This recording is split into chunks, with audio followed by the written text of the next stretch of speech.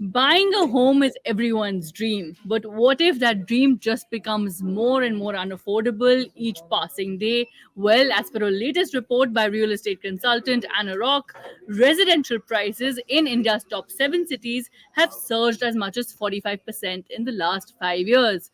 Now, to decode all of this, the latest trends, how was the study conducted, what does this mean for you if you're looking to buy your dream home? We're joined by Anuj Puri, Chairman, Anarock Group. Thanks very much for your time.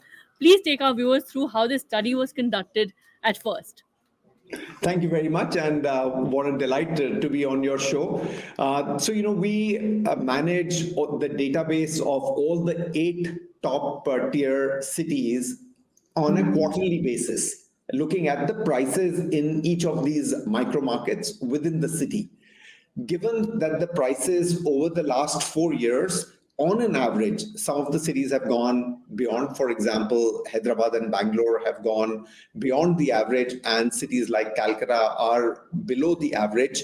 The quarterly increase over the last 4 years, and this is a database that is maintained by us to answer your question, we saw that the increase is about 45% from just before the pandemic to 2024.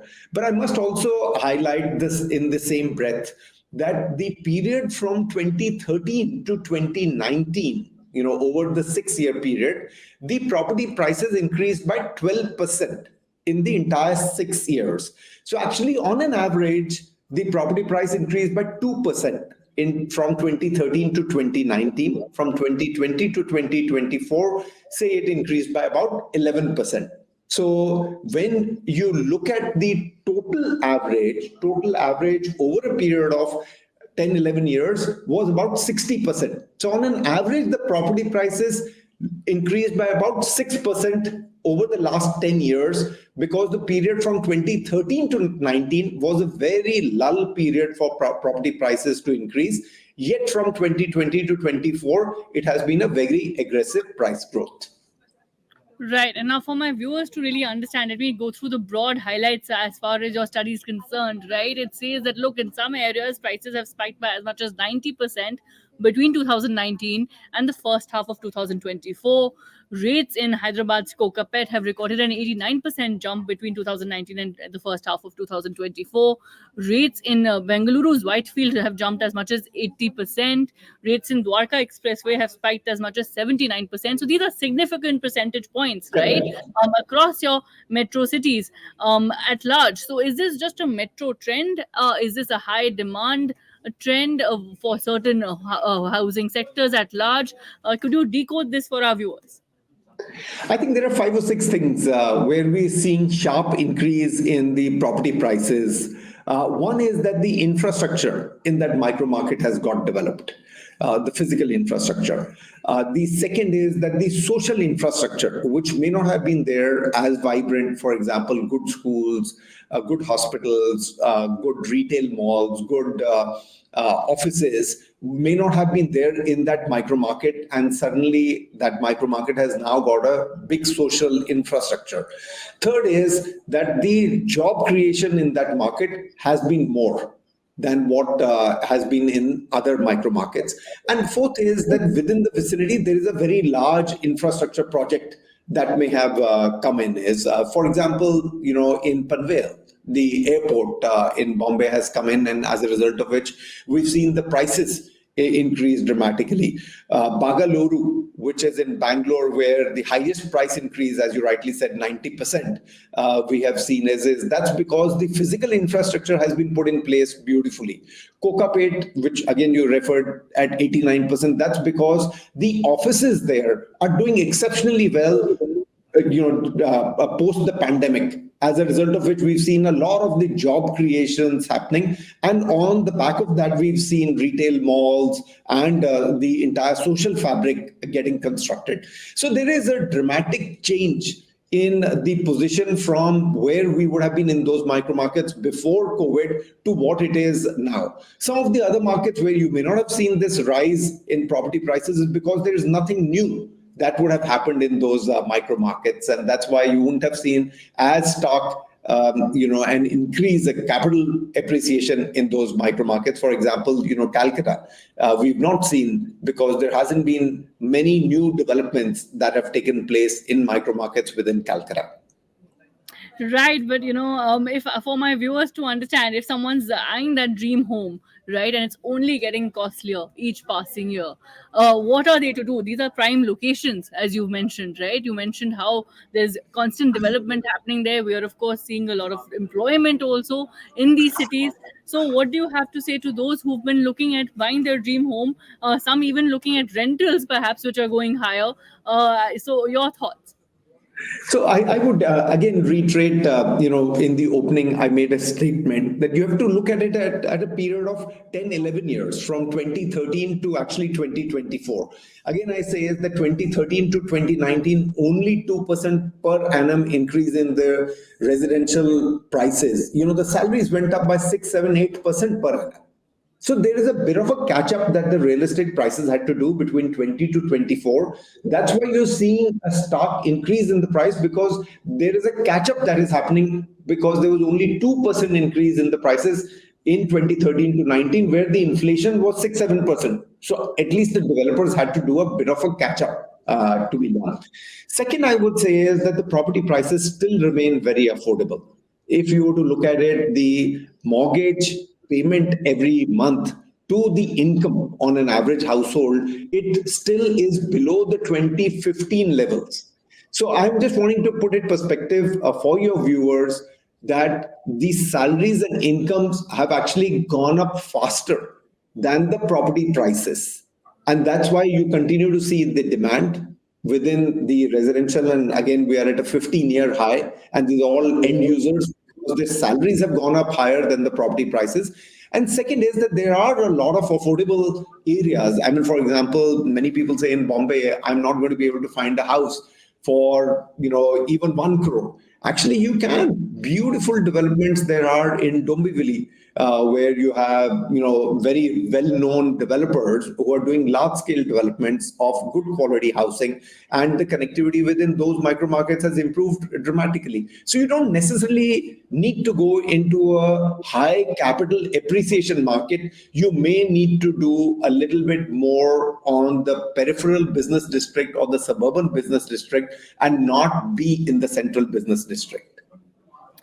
Well, I don't know how many of our viewers will agree with this catch up theory of yours, but I want to ask you this. If those who want to be in the central district, say, and not have to pay these kind of rentals and these kind of prices, what would you say to them? And that's a very naive question. You don't want to pay the prices, but you yet want to live in there, whether it's on rental or on purchase price. I mean, you will have to look at an alternate, because it can't be possible is that you want to live in there, you don't own it, yet you want somebody else to give it to you at a cheaper price. So that is unlikely to happen. Is you have to broaden your horizon. There are very good micro markets that are connected to the central business district. Not necessarily you need to be in the CBD of the place. If you can't afford it, you may wish to look at suburbans. The suburbs are getting very well connected with the central business district. And honestly, I perhaps enjoy more to be on the suburban and the peripheral, because I get a bigger home, I get a much better infrastructure, much better facilities at more reasonable prices, rather than be in the central business district in a smaller home with lesser facilities and paying more. Right. There were also studies suggesting inventory in affordable housing, right, and luxury really taking center stage. Take our viewers through that trend. So clearly, in the way the economy has grown, in the way the stock market has grown, and the wealth has got generated, the luxury and ultra luxury is doing exceptionally well. But this is limited to 3 cities. I would say is Bangalore, Bombay, MMR, and NCR. Those are the 3 cities that it is largely limited on luxury, ultra luxury. We're seeing a lot of people who've made wealth in the stock market, who've been able to sell their companies in the stock market, or who've been able to dilute their equity, or the way that the bonuses for the financial year have stacked up. There is a fair amount of demand coming in from the high net worth individuals to be able to buy these expensive apartments. Clearly, the reflection of this, whilst it makes headline news, is not across all India. Again, I say this is limited to three cities: Delhi, NCR, MMR, and Bangalore. To some extent, I must say is that Hyderabad is starting to come up, but it is a phenomenon largely limited to these cities and continues to do well. On the affordable housing, whilst the numbers continue to increase than where we were in the pre-pandemic, just because in terms of value, the ultra luxury and luxury residential has grown much higher as a percentage to the overall sales. You will see is that affordable housing from 2019 to 2024 has come down, but not in actual unit sales compared to luxury, ultra luxury, which has grown much quicker. The affordable housing hasn't grown to that extent.